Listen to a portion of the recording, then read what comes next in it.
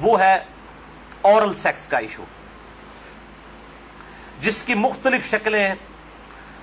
جو ہیں وہ معاشرے کے اندر رائج ہیں، کچھ صحیح ہیں کچھ غلط ہیں۔ اس میں بنیادی اصول آپ سمجھ لیجئے، اور وہ ہے سورۃ البقرہ کی آیت نمبر 187،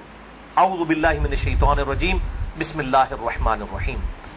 احل لکم لیلۃ الصیام الرفث الی نسائکم،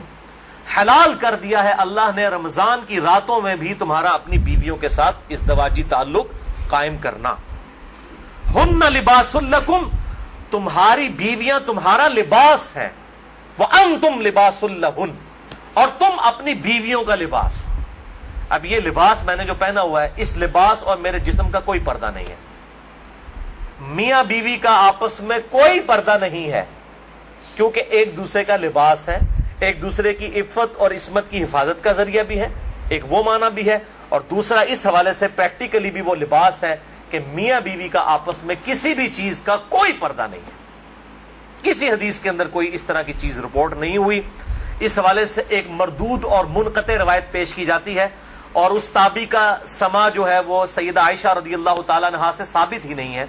سنن ابن ماجہ میں حدیث ہے 1922، مشکات میں 3123 ہے، لیکن مردود روایت ہے، منقطع ہے، کہ اما عائشہ رضی اللہ تعالیٰ عنہا کا بیان ہے کہ میں نے نبی صلی اللہ علیہ وسلم کی شرمگاہ کبھی نہیں دیکھی، لیکن یہ روایت ہی ضعیف ہے، جس کی بنیاد کے اوپر لوگوں نے اورل سیکس کے حوالے سے عجیب و غریب فتوے دیے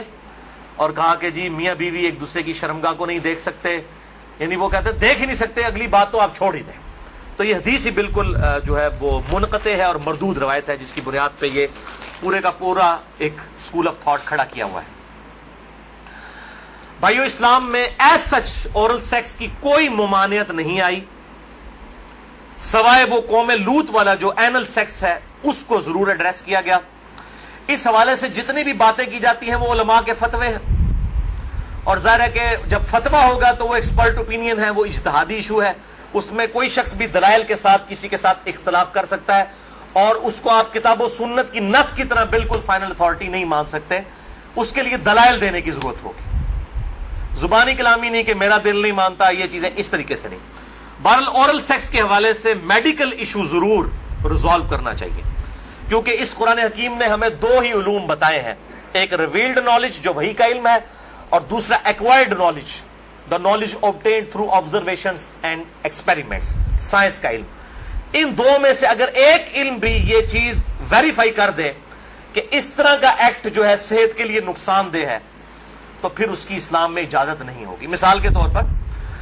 یہ جو یورینیم ہے، اگر آپ اس کو نیکڈ ہاتھ لگائیں گے تو سکن کینسر اس کی وجہ سے ہو سکتا ہے، یہ قرآن و حدیث میں نہیں موجود لیکن سائنٹیفکلی پروف ہے، تو یہ اس کو پھر اس طریقے سے پریکٹس کیا جائے گا اور بچا جائے گا۔ اس حوالے سے میں نے گفتگو بھی کر دی ہے، مسئلہ نمبر 39، علم وحی اور علم سائنس کی اہمیت اور ان کا دائرہ کار، اہل سنت پاک.com پہ۔ بہرحال میں نے اشارتاً اب گفتگو کر دی ہے، عقل مند کے لیے اشارہ کافی ہے، اس میں مزید ڈیٹیل میں جانے کی ضرورت نہیں ہے۔